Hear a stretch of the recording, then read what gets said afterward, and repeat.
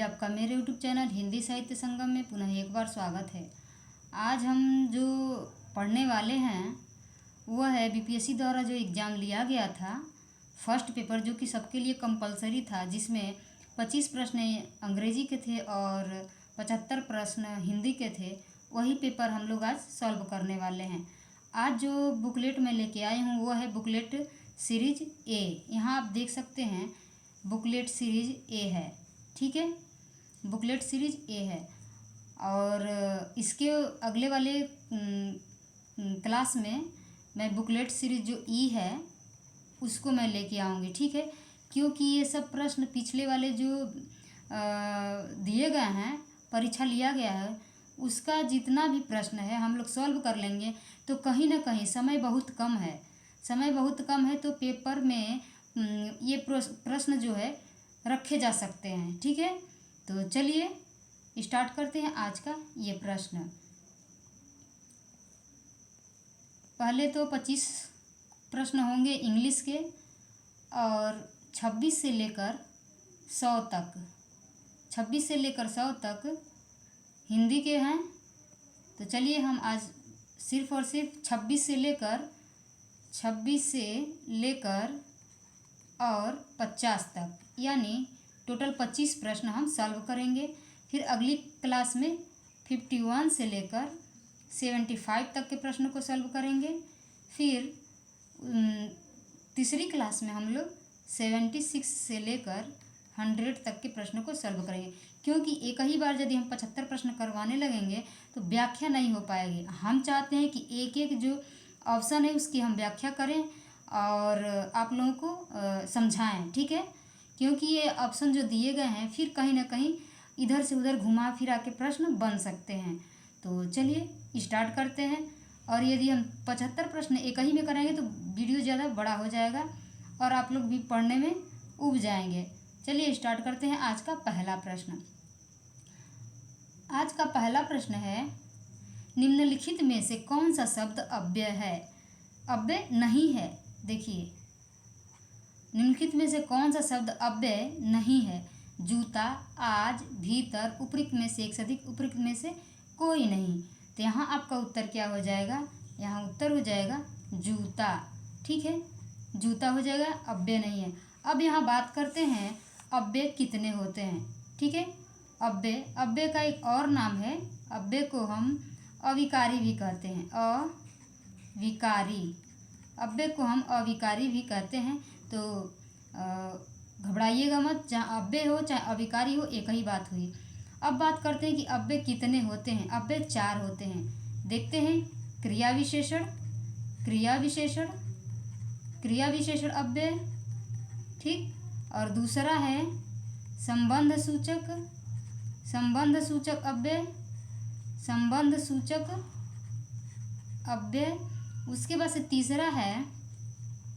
तीसरा है समुच्चय बोधक अव्यय। और चौथे की बात करें तो चौथा है विस्मयादि बोधक अव्यय, ठीक। तो इसको आप लोग हमारे साथ साथ ही नोट डाउन करते जाइए कि अव्यय कितने हैं। तो 4 हैं। कौन कौन? क्रिया विशेषण अव्यय, संबंध सूचक अव्यय, समुच्चय बोधक अव्यय और विस्मयादि बोधक अव्यय। और अव्यय का एक और नाम क्या है? अविकारी शब्द, ठीक है। इतना आप लोग समझ गए। चलिए बढ़ते हैं नेक्स्ट प्रश्न पर। प्रश्न नंबर 26 कह रहा है, ह्रस्व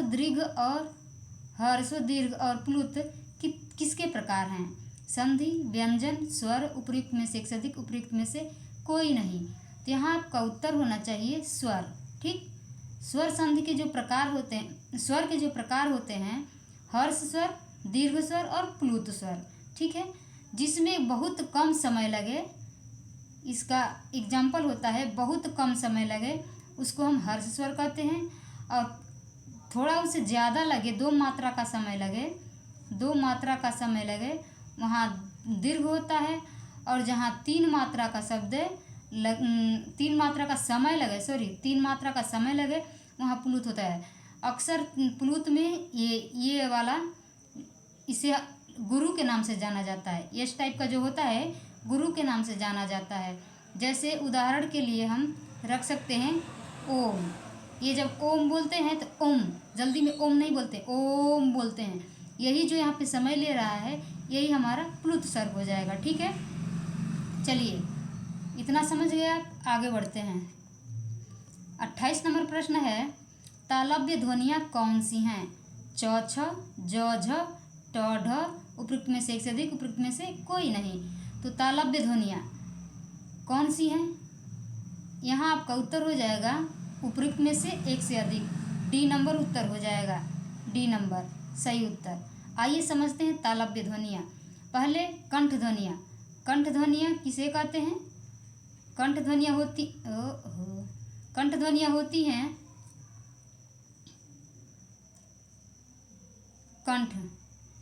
कंठ ध्वनियाँ कौन कौन होती हैं? क से लेकर अंग तक। ठीक, क से लेकर अंग तक कंठ, उसके बाद से तालु यानी तालव्य। कंठ ध्वनियाँ, तालु ध्वनियाँ, तालव्य ध्वनियाँ, तालव्य च से लेकर य तक। फिर कंठ तालु के बाद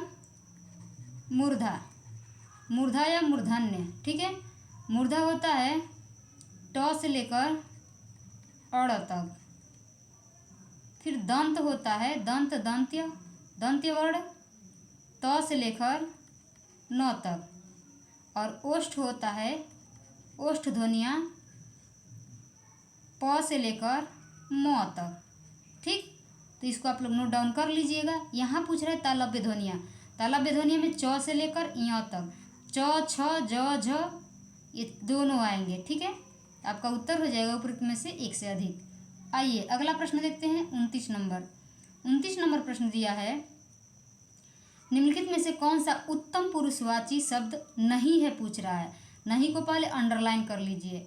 नहीं पूछ रहा है तुम, हमको, मुझसे, उपयुक्त में से एक से अधिक, उपयुक्त में से कोई नहीं। यहाँ आपका उत्तर हो जाएगा ऑप्शन ए। ठीक है, इधर चलेगा ही नहीं, ऑप्शन ए पहला हो जाएगा तुम। ठीक है, अब देखते हैं उत्तम पुरुषवाचक शब्द में कौन कौन आते हैं। पहले आप लोग जान लीजिए कि जो सर्वनाम होते हैं, सर्वनाम में 6 होते हैं सर्वनाम, पुरुषवाचक सर्वनाम। यहाँ से देखते हैं, पुरुषवाचक सर्वनाम 6 होते हैं। पुरुषवाचक, निजवाचक,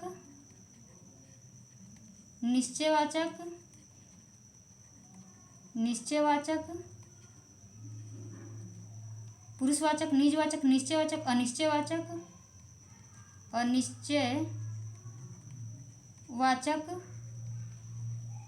संबंधवाचक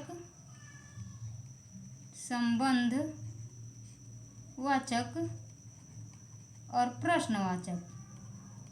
ठीक, प्रश्नवाचक ये हो गए 6, पुरुषवाचक, निजवाचक, निश्चयवाचक, अनिश्चयवाचक, संबंधवाचक, प्रश्नवाचक। इसमें जो पुरुषवाचक सर्वनाम है उसके भी 3 होते हैं भेद। कौन कौन? उत्तम पुरुष, मध्यम पुरुष और अन्य पुरुष। उत्तम पुरुष, मध्यम पुरुष और अन्य पुरुष। ठीक, तो इसी में से पूछ रहा है कौन उत्तम पुरुषवाचक नहीं है। उत्तम का मतलब जो बोल रहा है। ठीक, जैसे मैं हो गया, हम हो गया, हमको हो गया, मुझको हो गया, ये सब हमारा उत्तम में आएगा। मध्यम में तू, तुम, ये सब आ जाएगा, तुम्हारा। अब अन्य में वह, वे। ठीक, तीसरे की बात कर रहा है। तो आप लोग समझ गए होंगे विधिवत तरीके से। अगला प्रश्न देखते हैं, प्रश्न नंबर 30।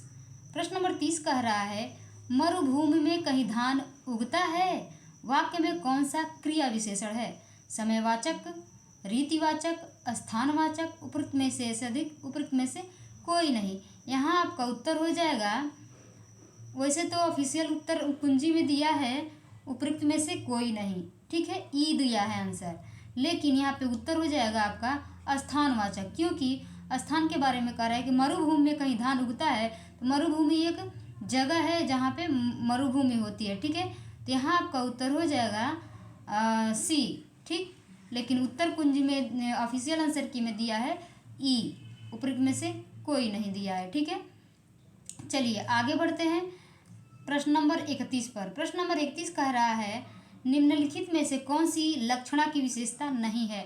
व्यंग्यार्थ, मुख्यार्थ, रूढ़ि का प्रयोग, उपयुक्त में से एक से अधिक, उपयुक्त में से कोई नहीं। यहाँ आपका उत्तर क्या हो जाएगा? यहाँ आपका उत्तर हो जाएगा ऑप्शन डी, उपयुक्त में से एक से अधिक। क्यों? क्योंकि व्यंग्यार्थ और रूढ़ि का प्रयोग दोनों लक्षणा में होता है। ठीक है, लेकिन मुख्यार्थ नहीं होता। मुख्यार्थ होता है अभिधा में। शब्द शक्ति के भेद हैं, आइए समझ लेते हैं। शब्द शक्ति, शब्द शक्ति, शब्द शक्ति कितने होते हैं? 3 होते हैं। कौन कौन? अभिधा शब्द शक्ति, अभिधा शब्द शक्ति, व्यंजना अभिधा के बाद लक्षणा, अभिधा शब्द शक्ति, लक्षणा शब्द शक्ति, लक्षणा शब्द शक्ति, अभिधा के बाद लक्षणा शब्द शक्ति, उसके बाद से व्यंजना शब्द शक्ति। ठीक है, व्यंजना शब्द शक्ति। तो यही यहाँ पे पूछ रहा है लक्षणा। जहाँ मुख्य अर्थ हो, जहाँ मुख्य अर्थ हो वहाँ अभिधा होता है।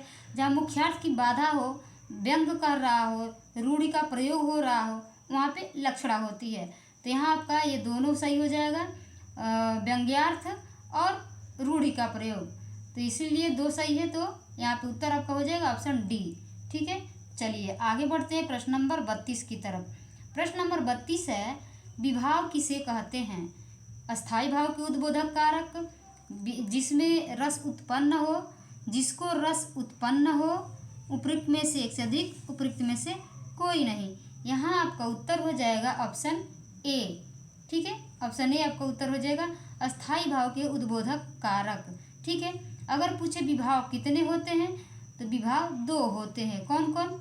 आलंबन विभाव, आलंबन विभाव और उद्दीपन विभाव।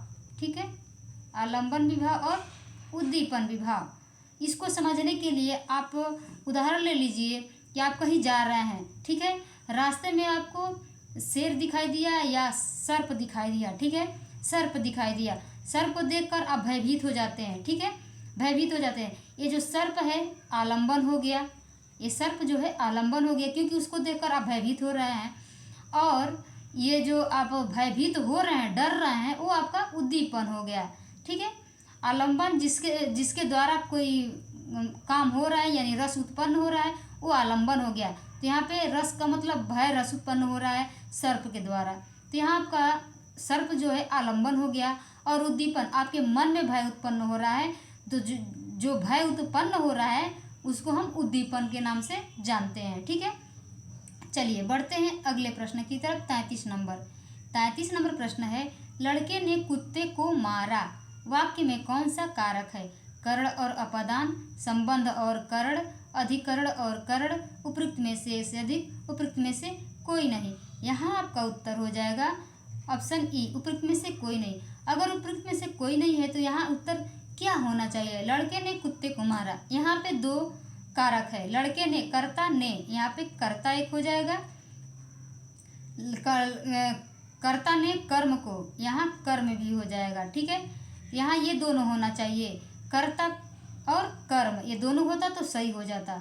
यहाँ पे आपका उत्तर यही हो जाएगा। ठीक है, अगले प्रश्न की तरफ पढ़ते हैं। प्रश्न नंबर 34।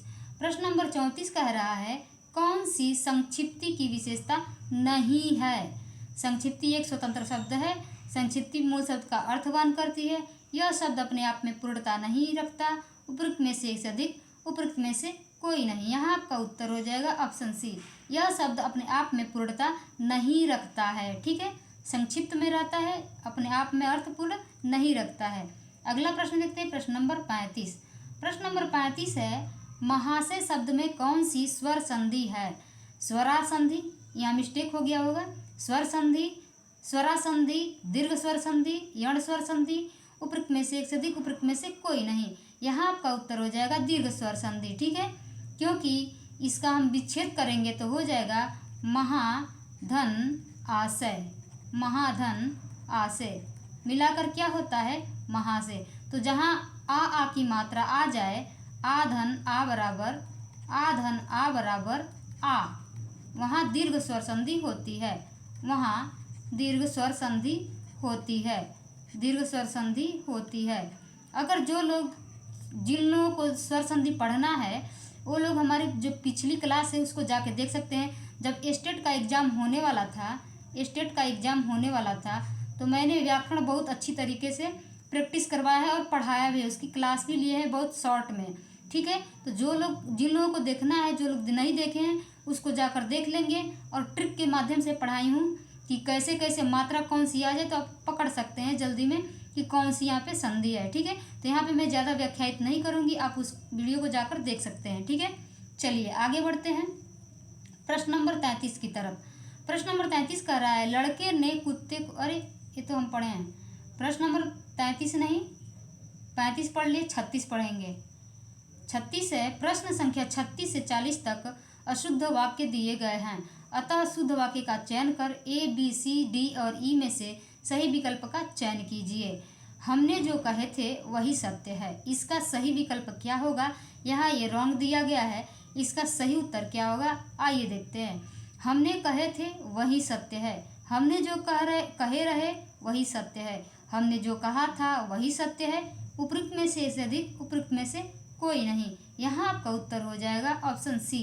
ठीक है, ऑप्शन सी उत्तर हो जाएगा कि हमने जो कहा था वही सत्य है, हमने जो कहा था वही सत्य है। अगला प्रश्न देखते हैं, प्रश्न नंबर 37। प्रश्न नंबर 37 है आपका पत्र धन्यवाद सहित मिला, इसको सही करना है। आपका पत्र धन्यवाद के साथ मिला, आपका पत्र मिला धन्यवाद, धन्यवाद के साथ आपका पत्र मिला, उपयुक्त में से एक से अधिक, उपयुक्त में से कोई नहीं। यहाँ आपका उत्तर हो जाएगा ऑप्शन बी। ठीक, यहाँ आपका उत्तर क्या हो जाएगा? Option B. ठीक है, आपका पत्र मिला धन्यवाद। ठीक है, अगला प्रश्न देखते हैं, प्रश्न नंबर 38। प्रश्न नंबर 38 क्या कर रहा है? कृपया करके कार्यक्रम में पधारें, इसका शुद्ध रूप क्या होगा? कृपया कार्यक्रम में पधारें, कृपा कर कार्यक्रम में पधारें, कार्यक्रम में पधारें, उपयुक्त में से एक से अधिक, उपयुक्त में से कोई नहीं। यहाँ आपका उत्तर हो जाएगा कृपया कार्यक्रम में पधारें। अगला प्रश्न देखते हैं, प्रश्न नंबर 39।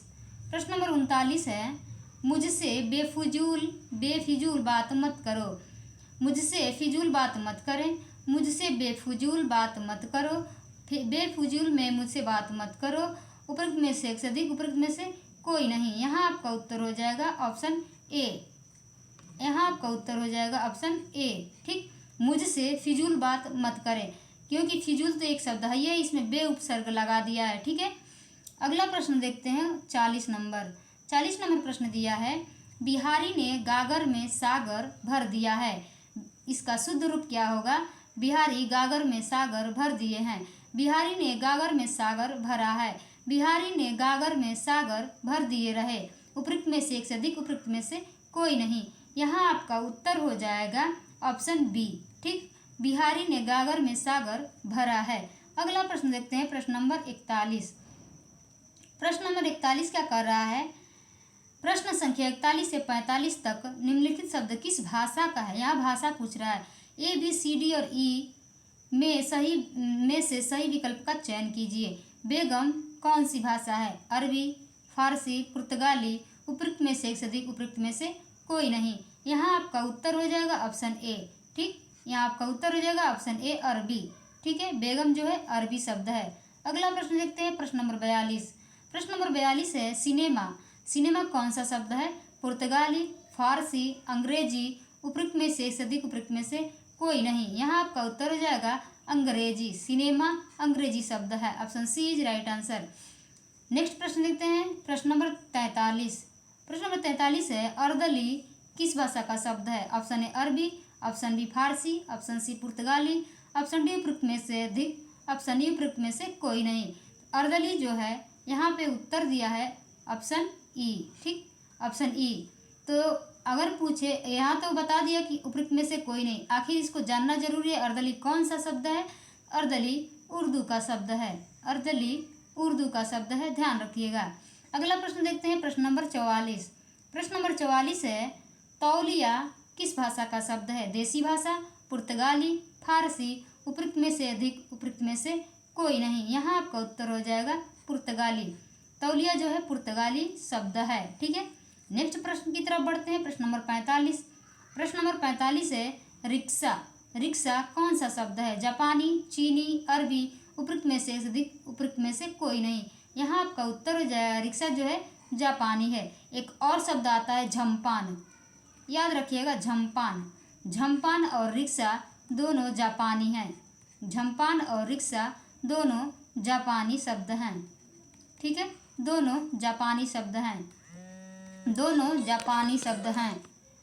चलिए अगला प्रश्न देखते हैं, प्रश्न नंबर 46। प्रश्न नंबर 46 है, प्रश्न संख्या 46 से 50 तक दिए गए शब्दों के पर्यायवाची शब्द जो नहीं हैं उनके लिए ए, बी, सी और डी और ई में से सही विकल्प का चयन करें। जो नहीं है यहाँ पे पहले अंडरलाइन कर लीजिए, नहीं तो अक्सर सही उत्तर पर ट्रिक लगता है। नहीं है, ठीक है, जो नहीं है। दुर्जन, दुर्जन का पर्यायवाची कौन नहीं है? सठ, कपटी, कंजूस, उपरोक्त में से अधिक, उपरोक्त में से कोई नहीं। यहाँ आपका उत्तर हो जाएगा ऑप्शन सी कंजूस। ठीक है, क्योंकि दुर्जन का अर्थ सठ होता है, कपटी होता है, कंजूस नहीं होता है। अगला प्रश्न देखते हैं, प्रश्न नंबर 47। प्रश्न नंबर 47 है, देह का पर्यायवाची नहीं है। हर बात में नहीं को ध्यान रखिएगा। काया, शरीर, तन, उपरोक्त में से अधिक, उपरोक्त में से कोई नहीं। यहाँ आपका उत्तर हो जाएगा ऑप्शन ई। ठीक है, ऑप्शन ई जो है देह का ऑप्शन ई जो है उपरोक्त में से कोई नहीं, यानी कि देह का पर्यायवाची ये तीनों हैं। देह का पर्यायवाची ये तीनों हैं, काया भी होगा, शरीर भी होगा, तन भी होगा। यहाँ पूछ रहा है नहीं है, नहीं है इसमें से सब है, तो यहाँ पे उपरोक्त में से कोई नहीं उत्तर हो जाएगा। अगला प्रश्न देखते हैं, प्रश्न नंबर 48। प्रश्न नंबर 48 है, स्त्री, स्त्री का पर्यायवाची नहीं है। वनिता, कांता, सविता, उपरोक्त में से अधिक, उपरोक्त में से कोई नहीं। यहाँ आपका उत्तर हो जाएगा ऑप्शन सी। ठीक है, सविता। कांता और वनिता स्त्री का पर्यायवाची है, लेकिन सविता नहीं है। अगला प्रश्न देखते हैं, सविता किसका पर्यायवाची? आप लोग कमेंट बॉक्स में बताइएगा। अगला प्रश्न देखते हैं, प्रश्न नंबर 49। बिजली, बिजली का पर्यायवाची नहीं है। विद्युत, आभा, चंचला, उपरोक्त में से अधिक, उपरोक्त में से कोई नहीं। तो यहाँ आपका उत्तर क्या हो जाएगा? यहाँ आपका उत्तर हो जाएगा आभा। ठीक, आभा, क्योंकि बिजली का पर्यायवाची विद्युत भी होता है और चंचला भी होता है। आभा का पर्यायवाची होता है ज्योति, ज्योति, प्रकाश, प्रकाश, प्रभा, प्रभा, ये सब आभा का पर्यायवाची होता है। अगले प्रश्न की तरफ बढ़ते हैं, प्रश्न नंबर 50। प्रश्न नंबर 50 है, लक्ष्मी का पर्यायवाची नहीं है। उमा, रमा, कमला, उपरोक्त में से एक से अधिक, उपरोक्त में से कोई नहीं। यहाँ आपका उत्तर हो जाएगा ऑप्शन ए, उमा। उमा लक्ष्मी का पर्यायवाची नहीं है। रमा और कमला लक्ष्मी का पर्यायवाची है। उमा किसका पर्यायवाची है? उमा माँ पार्वती का पर्यायवाची है। ठीक है, पार्वती, अपर्णा, ये सब जो है उमा का पर्यायवाची है। ठीक है, तो हम लोग 50 प्रश्न कर लिए हैं, पढ़ लिए। अगली जो क्लास आएगी उसमें 51 से लेके हम लोग 75 तक के प्रश्न को सॉल्व करेंगे। ठीक है, तो चलिए आज का ये प्रश्न आप लोगों को कैसा लगा, व्याख्या कैसा लगा, कमेंट बॉक्स में ज़रूर बताइएगा। मिलते हैं नेक्स्ट वीडियो में, तब तक के लिए धन्यवाद।